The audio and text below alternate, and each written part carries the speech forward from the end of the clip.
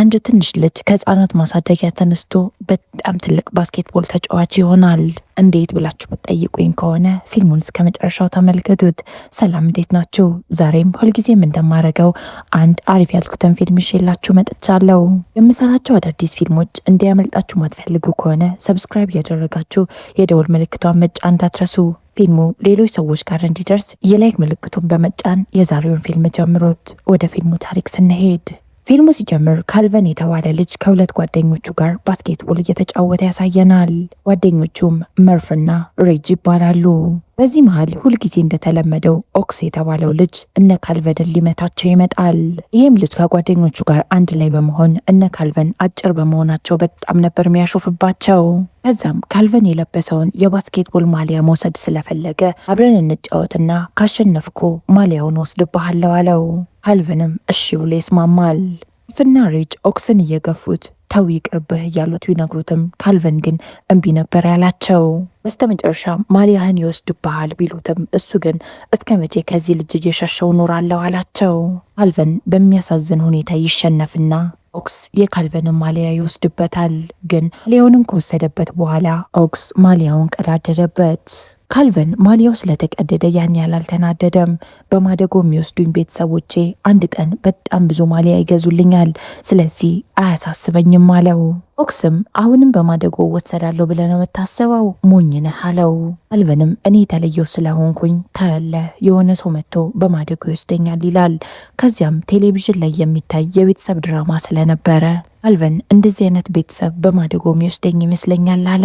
በዚህ መሃል የህፃናት ማሳደጊያው ዳይሬክተር ይመጣና ቴሌቪዥኑን ይዘጋዋል። ከዛም ልጆቹን ገንዘብ ማሰባሰብ ስላለብን ውጡና ከረሜላ ሽጡ አላቸው። ህፃናቶቹ ወጥቶ ከረሜላ መሸጥ ብዙም ባያስደስታቸውም ሌላ ምንም አማራጭ የላቸውም። አብዛኛው ጊዜ ከረሜላ የሚሸጡት የባስኬትቦል ስታዲየም በር ላይ ነበረ።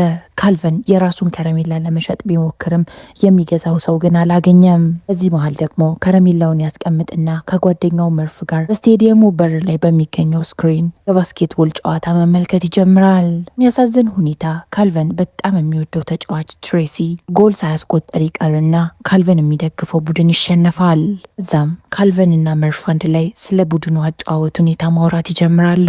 መርፍም አሁን ፈጠን ብለን ሰዎች ሲወጡ ከረሜላዎቻችንን መሸጥ አለብን አለው። ካልቨንና መርፍም ገዢ እየፈለጉ እያለ የቡድኑን አሰልጣኝ እዛው አካባቢ ይመለከቱታል። ካልቨንም ቡድኑ ስለተሸነፈ አሰልጣኙን ለማጽናናት ጠጋ ይልና አይዞክ በሚቀጥለው ያሸንፋሉ ይለዋል። የቡድኑ አሰልጣኝ ዋግነር ካልቨንን ከተመለከተው በኋላ ብቻህን በዚህን ሰዓት ምን ታረጋለህ ብሎ ጠየቀው። ካልቨንም ህፃናት ማሳደጊያ ውስጥ እንደሚኖርና የህፃናት ማሳደጊያው ዳይሬክተር ከረሜላ እንዲሸጡ ወደዚህ ይዟቸው እንደመጣ ይናገራል። ዋግነርም እንደዛ ከሆነ የያዝከውን ከረሜላዎች እኔ ልግዛህ ይለዋል። ካልቨን እኔ ካንተ ብር አልቀበልም አለ። ምክንያቱም የከረሜላው ብር ቀጥታ ለድርጅቱ ይግባ አይግባ ካልቨን ምንም እርግጠኛ የሚያደርገው ነገር የለም። በምላሹም አሰልጣኙ ዋግነር የሚቀጥለው ጨዋታ ትኬትን ለካልቨን ይሰጠዋል። የሚቀጥለው ቀን የተለያዩ ወላጆች ህፃናትን በማደጎ ለመውሰድ ወደ ህፃናት ማሳደጊያ ይመጣሉ። ካልቨን አሁን እኔን የሚፈልግ ወላጅ ይመጣል ብሎ በጣም በጉጉት እየጠበቀ ነበር። ነገር ግን ዞር ብሎ እሱን የሚያየው ሰውም አልነበረም። ሁሉም መጥቶ በማደጎ መውሰድ የሚፈልገው ትልልቆቹን ሳይሆን ትንንሾቹን ህፃናቶቹን ነው። ካልቨን ይህንንም ከተመለከተ በኋላ በጣም ያዝንና እኔ ግን መቼ ነው ወላጅ ማገኘው ማለት ይጀምራል። እዛም የወጣና ከጓደኞቹ ጋር ውጪ ላይ ይቀመጣል። በዚህ መሃል እዛው ህፃናት ማሳደጊያ ውስጥ ህፃናቶቹን የምትንከባከበው አንዲት ሴት ከሰው የተላከ አንድ ካርቶን ታመጣና እነ ካልቨን የተቀመጡበት ጠረጴዛ ላይ ቁጭ ታረገዋለች። ከካርቶን ውስጥ አውጥታ ለመርፍ ለብርድ የሚሆን ጃኬት ተሰጣቸው። በዚህ መሃል ጫማ መሬት ላይ ወደቀ። ካልቨንም ጫማውን ወዶት አንስቶ እያደረገው ጫማው ኬት እንደመጣ ታውቂያለሽ ብሎ ሴትየዋን ጠየቃት። እሷም ጫማው ኬት እንደመጣ ምንም ማቀው ነገር የለም፣ እማቀው ነገር ይሄ ጫማ የአንድ ትልቅ ባስኬትቦል ተጫዋች ጫማ ነው አለችው። ካልቨን ጫማውን ሲለካው ልክክ ብሎ ነበር የሆነው። ከዛም ማነው ግን ባስኬትቦል ተጫዋቹ ብሎ ጠየቃት። ተጫዋቹን ስም በስነስርዓት ማስታወስ አቅቷት ነበር። እሱ ግን ኤምጄ የሚል ጫማው ላይ ተጽፎ ተመለከተ። ካልቨንም በጣም ነበር የደነገጠው። የማይክል ጆርዳን ጫማ ይሁን ብሎ ማሰብም ጀመረ። እዚህ መሃል እንደተለመደው ኦክስ ይመጣና ጫማውን ከካልቨን ሊወስድበት ይሞክራል። ካልቨን ጫማውን እንደዚህ በቀላሉ ሊሰጥ አልፈለገም። ምክንያቱም የማይክል ጆርዳን ነው ጫማ ብሎ ነበር ያሰበው። ኦክስም ጫማውን በግድም ቢሆን ከካልቨን ከተቀበለው በኋላ ኤሌክትሪክ ገመድ ላይ ይወረውረዋል። እዚህም ካልቨን በጣም ነበር የተናደደው። እዛን ቀን ምሽት ኃይለኛ ዝናብ እየዘነበ ነበር። ካልቨን እንቅልፍን ቢለውና መርፍን ይቀሰቅሰዋል። እናም ቀስ ብለን ወጥተን ከኤሌክትሪክ ገመዱ ላይ ጫማውን እናውርደው ይለዋል።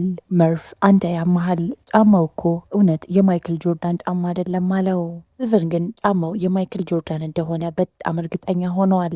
እዛም ሬጅንም ይቀሰቅሷትና አንድ ላይ ጫማውን ለማውረድ ወደ ውጭ ይወጣሉ። ከዛም ካልቨን ወደ ዛፍ ላይ መውጣት ጀመረ። ካልቨንም ጫማውን ሊያወርደው ልክ ጫማውን ሲይዘው ነበረ ኤሌክትሪኩ ኮንታክት አድርጎ እሳት የፈጠረው። በዚህም አጋጣሚ ካልቨን ከዛፉ ላይ ይወድቃል፣ ግን ምንም አልተጎዳም። ካልቨን በብዙ መከራ ጫማዋን ከተንጠለጠለችበት አወረዳት። የሚቀጥለው ቀን እንደተባለው አሰልጣኙ ትኬቱን አስቀምጦለት ነበር። ካልቨን ብቻውን አልነበረም ጨዋታውን ለመመልከት ሄደው። መርፍንና ሪጂን አንድ ላይ ይዟቸው ይሄዳል። ኦክስም የሚመለከታቸውና እናገርባቸዋለሁ ብሎ ሲያስፈራራቸው ካልቨን እሱንም አንድ ላይ ጨዋታውን እንዲመለከት ጋበዘው። ዛሬም በድጋሚ በሚያሳዝን ሁኔታ ካልቨን የሚደግፈው ቡድን ተሸነፈ። ቡድኑ ማናጀር ፍራንክ ምንም ደስተኛ አልነበረም። በተከታታይ ቡድኑ በጣም ብዙ ጨዋታዎችን እየተሸነፈ ነው። ተጫዋቾቹ ወደ ውስጥ እየገቡ እያለ ፍራንክ ትሬሲን ያስቆመውና መልካች በጣም እየቀነሰ ስለሆነ ከተመልካቾች ጋር አንድ ለአንድ ባስኬትቦል መጫወት ጀምራለው። ትሬሲ እኔ በዚህ ሀሳብ ደስተኛ አይደለውም፣ አላደርገውም ነበር ያለው። ፍራንክ ትሬሲን ያስገድደውና እንዲጫወት ያደርገዋል። ጨዋታውም ካለቀ በኋላ አንድ እድለኛ ሰው ከትሬሲ ጋር ዛሬ ባስኬትቦል ይጫወታል ብሎ ፊት ለፊት ወጥቶ ይናገራል። እዛም ሁሉም ሰው እጣ ቆርጦ ስለነበረ እጣውን መውጣት ይጀምራሉ። የሚገርም ሁኔታ እጣው የደረሰው ለካልቨን ነበር። በዚህም ካልቨን በጣም ነው ደስተኛ የሆነው። ሁሉም ሰው በጣም ደስተኛ ሆኖ ጨዋታውን እስኪጀምሩ እየጠበቀ ነው። ፍራንክም 2 ጎል እንዲያስቆጠር ፍቀድለት ይለዋል። ትሬሲም አንድ በቂ ነው ይለዋል። ብዙም ሳይቆይ በትሬሲና ካልቨን መሃል ጨዋታው ይጀመራል። ካልቨን በጣም ከሚያደንቀው ሰው ጋር ባስኬትቦል መጫወቱ ብቻ አስደስቶታል። የሚገርም ሁኔታ ካልቨን ትሬሲን ሸውዶት የመጀመሪያውን ጎል አስቆጠረ። በሚገርም ሁኔታ ደግሞ አሁንም ሁለተኛውን ጎል ያስቆጥራል። ሰው በጠቅላላ ለካልቨን እየደገፈ ነው። ካልቨን እንደዚህ በአሪፍ ሁኔታ ባስኬትቦል መጫወት መቻሉ በጣም አስገርሞታል። ትሬሲም በጣም ከመደንገጡ የተነሳ በጣም ተናዶ ነው ጨዋታውን እየተጫወተ ያለው። ምክንያቱም በዚህ ሁሉ ሰው ፊት በአንድ ትንሽ ልጅ ተሸነፈ ቢባል ማን ያምናል? እናም በጣም በሚያዝናና ሁኔታ ይህ ትንሽ ልጅ ይህንን ታዋቂ ባስኬትቦል ተጫዋች አሸነፈው። ሁሉም ሰው በጣም ነበር የደነገጠው። ህጻናት ማሳደጊያ ዋና ዳይሬክተር እዛው ስታዲየሙ ፊት ለፊት መኪናውን አቁሞ ህጻናቶቹ ከረሜላቸውን ሸጠው እስኪመለሱ እየጠበቃቸው ነበር።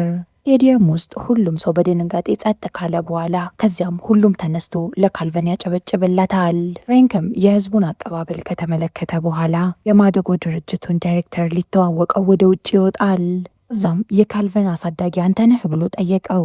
ቀጥለው ቀን ፍራንክና የቡድኑ አሰልጣኝ አንድ ላይ በመሆን ወደ ህፃናት ማሳደጊያው ይሄዳሉ። ፍራንክም ካልቨን ቡድኑን እንዲቀላቀል እፈልጋለሁ ብሎ ለድርጅቱ ዳይሬክተር ያማክረዋል። አሰልጣኙ በጣም ነበር የደነገጠው። ምን አስበ ነው? ካልቨን እኮ በጣም አጭር ነው ይላል። ፍራንክም እኔ አጭሩን ረዥም ምን አገባኝ፣ ስቴዲየሙ ይሙላልኝ እንጂ ነበር ያለው። ፍራንክም ለማደጎ ድርጅቱ ዳይሬክተር ጠቀም ያለ ገንዘብ እንደሚከፍለው ነገረው። ማደጎ ድርጅቱ ዳይሬክተር እስታንም ወዲያው ነበረ በሀሳቡ የተስማማው። ካልቨንም የተፈጠረውን ነገር በጠቅላላ ለጓደኞቹ ይነግራቸዋል። እነሱም በሱ ደስታ በጣም ነበር ደስ ያላቸው። መርፍም በጣም ግራ ተጋብቶ እንዴት ነው ግን በአሪፍ ሁኔታ ልትጫወት የቻልከው ብሎ ይጠይቀዋል። ካልቨንም እንዴት አድርጌ ልንገር እኔም አላቅም ነበር ያለው። እንዲያረጋገጥኩት ነገር ግን ይህንን ጫማ ማድረግ ከጀመርኩ ቀን ጀምሮ ባስኬትቦል አጨዋወቴ በጣም ተቀይሯል ይላቸዋል። መርፍም ኳስ ይሰጠውና ካልቨን በጣም በሚገርም ሁኔታ ወርውሮ ቅርጫት ውስጥ ይከተዋል። በመጨረሻም በጣም በጥሩ ሁኔታ የተጫወተው በጫማው ምክንያት እንደሆነ ሁሉም ያረጋግጣሉ። እናም በመካከላቸው ሚስጥር አድርገው ሊይዙትም ወሰኑ። ኦክስ ተደብቆ በሩቁ የሚያወሩትን እያዳመጣቸው ነበር። የሚቀጥለው ቀን ምሽት ካልቨን ከጓደኞቹ ጋር አንድ ላይ በመሆን ወደ ስታዲየሙ ይሄዳል። ካልቨን ከቡድኑ ጋር በደንብ ሲገናኝ ይህ የመጀመሪያው ቀን ነው። እናም ወደ ልብስ መቀየሪያው ክፍል ይገባል። ሁሉንም ሰላም ካላቸው በኋላ ወደ ትሬሲ ይሄድና በጣም ይቅርታ ስምህን ለማጥፋት ፈልጌ አልነበረም፣ በቀደም ጨዋታውን ያሸነፍኩ አለው። ትሬሲም ችግር የለውም ብሎ ነበረ ፊቱን ያዞረበት። ሌላ ተጫዋች ይመጣና ካልቨንን ከኔ አጠገብ ያለውን ሎከር ውሰድና ልብስህን እዛ አስቀምጥ አለው።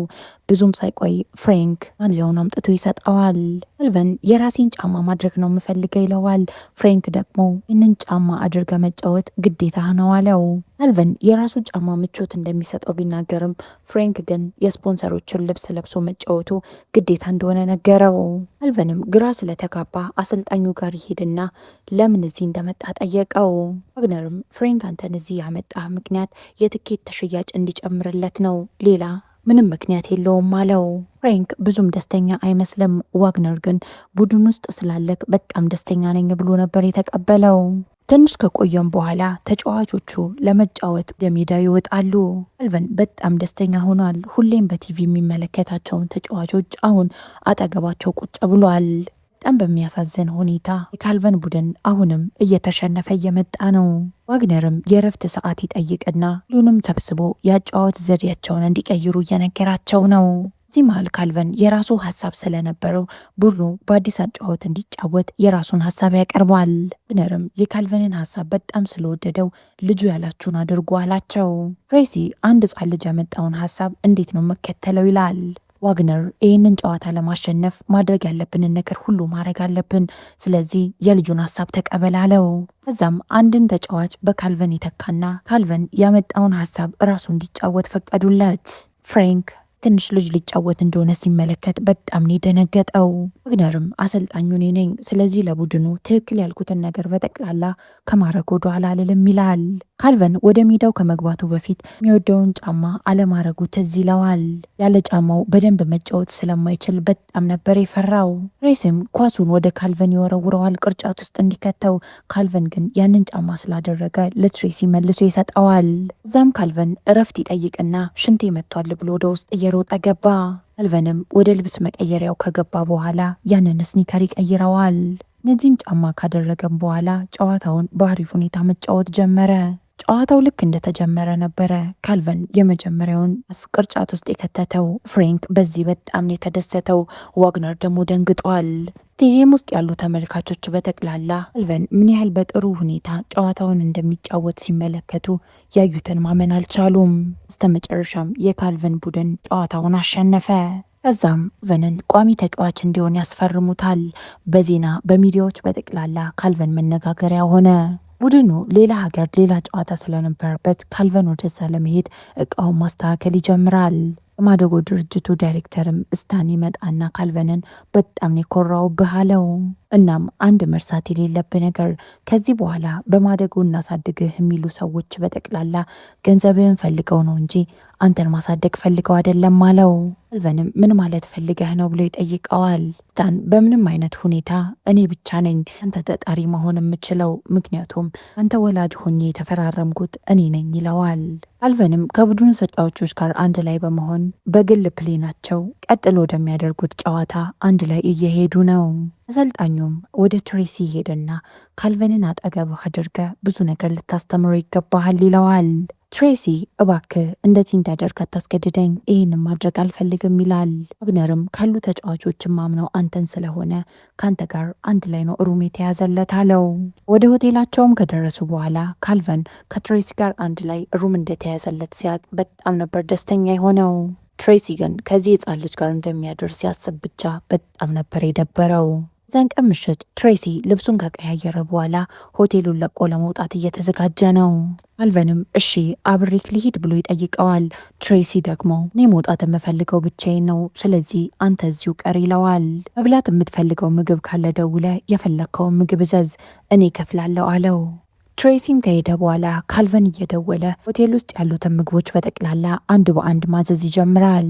ትሬሲም ትንሽ ካመሻሸ በኋላ ጃኔት ከተባለች ሴት ጋር ወደ ሆቴል ክፍሉ ተመልሶ ይመጣል። ተመልሶ ሲመጣ ያየውን ማመን አልቻለም። ካልቨን በጣም ብዙ ምግብ በልቶ ሩሙ በጠቅላላ ምግብ በምግብ ሆኗል። ትሬሲም በጣም ይናደዳል። እናም ካልቨንን እየጮኸ እየተቆጣው ነበር። ጃኔትም ምን እየተፈጠረ ነው ብላ ወደ ክፍሉ ትገባለች። ትሬሲም ካልቨንን ሽንት ቤት ይደብቀውና የተለያዩ ምክንያቶች ይደረድርላታል። በዚህ መሃል ካልቨን ከሽንት ቤት ይወጣል። እሷም ካልቨንን ስታየው በጣም ነበር ደስተኛ የሆነችው።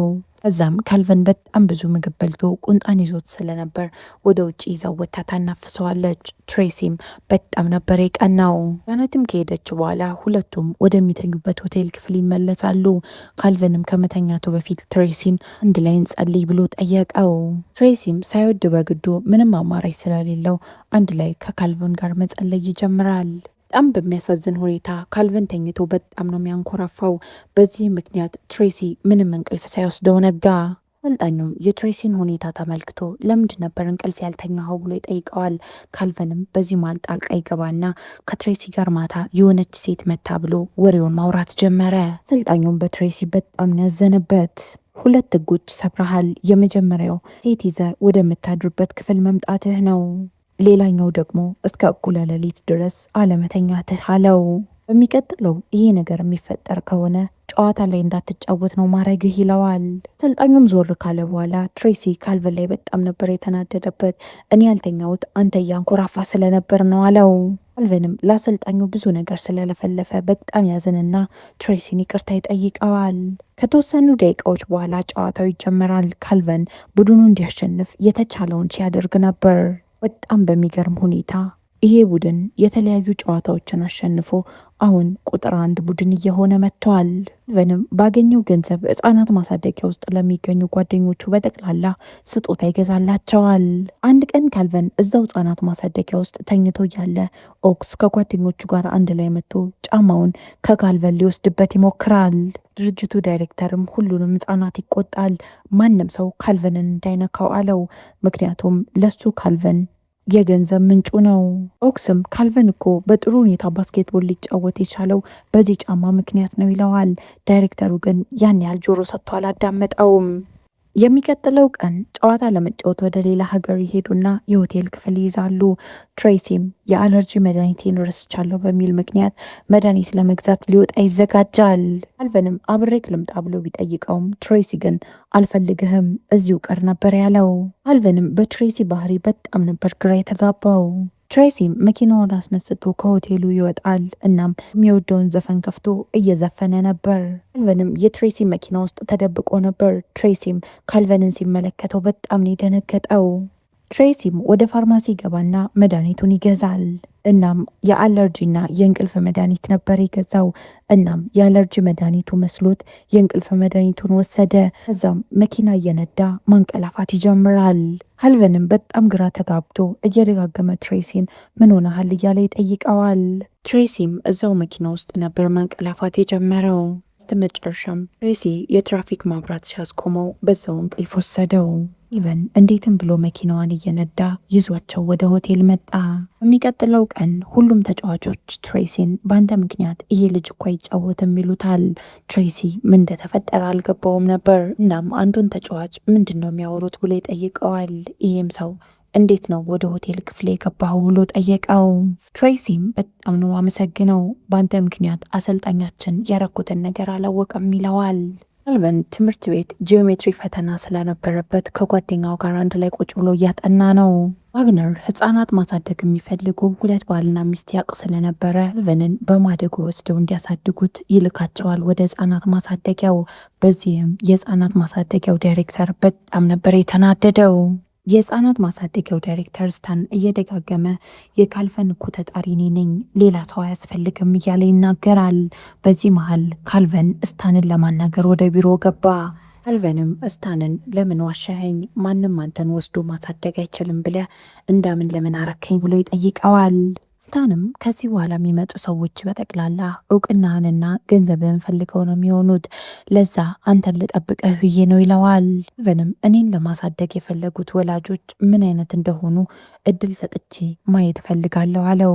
ስታንም ለካልቨን ወላጅ መሆን የሚፈልጉትን ሰዎች ያስተዋውቀዋል።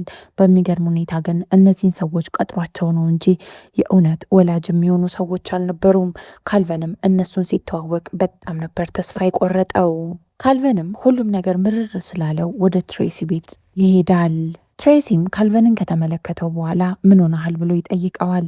ካልቨንም መጥፎ ቀን እያሳለፍኩ ነው ባክህ አለው። በጣም ወደው ጓደኛዬ በእኔ በጣም ተናዷል። የማደጎ ድርጅቱ ባለቤት ደግሞ እላጅ ብሎ ያመጣልኝ ሰዎች የማይሆኑ ሰዎች ናቸው።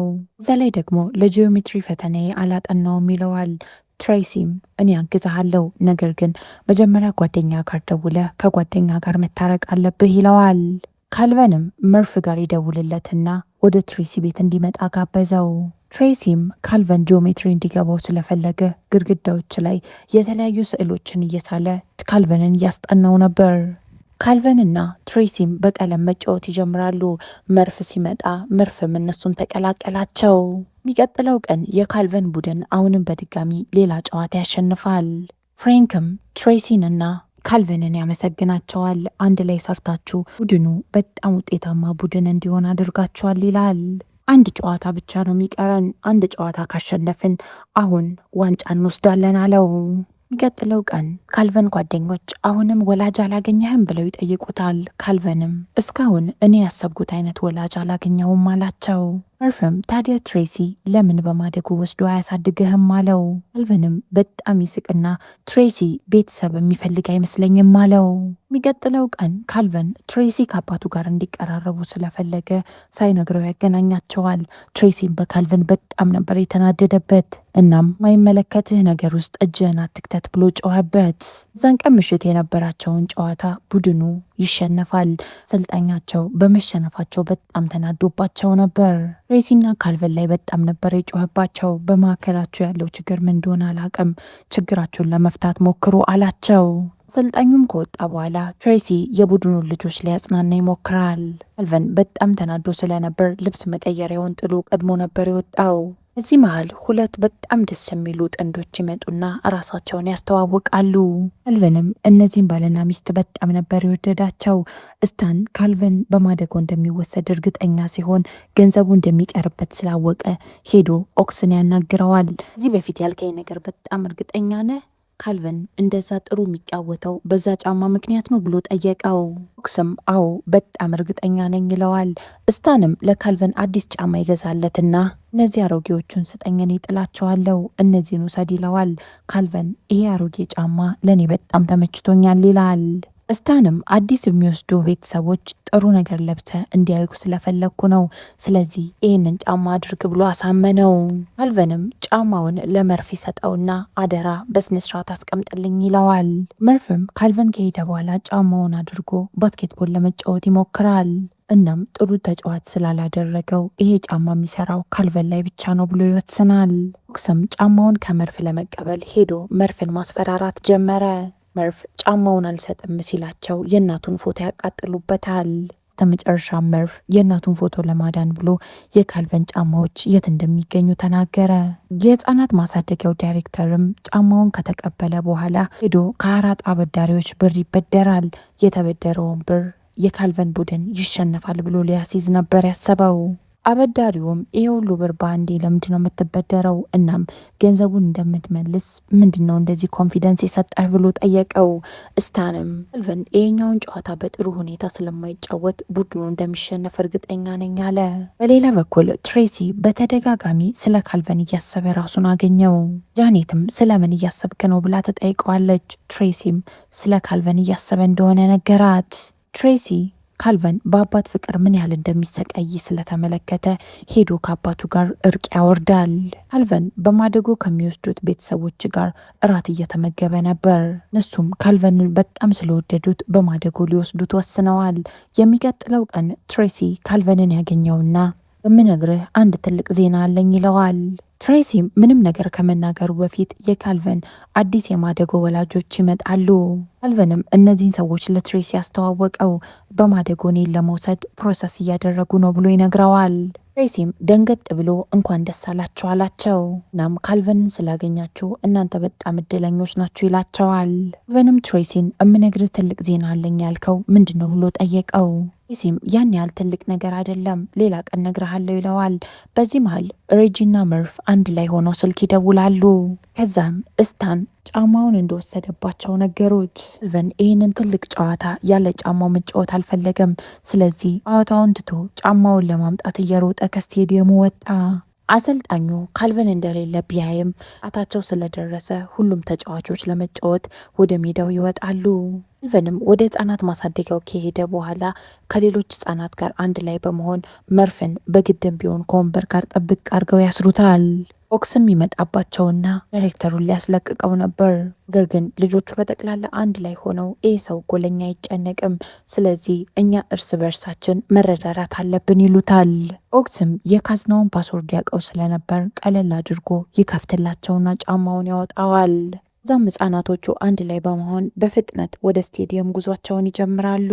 ታንም ፈጠን ብሎ አራጣው አበዳሪው ጋር ይደውልለትና የተፈጠረውን ነገር ይነግረዋል። እናም ህጻናቶቹን ከመንገድ ላይ አስቆሟቸው አላቸው።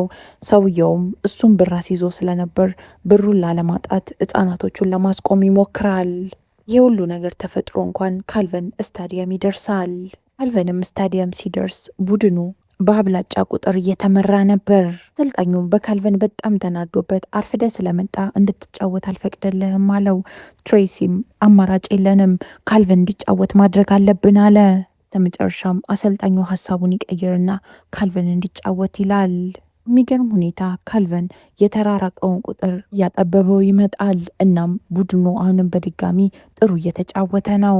ቡድኑ ለማሸነፍ 1 ነጥብ ሲቀረው ነበረ የካልቨን ጫማ የተገነጠለው። ካልቨንም ጫማው በመገንጠሉ በጣም አዝኗል።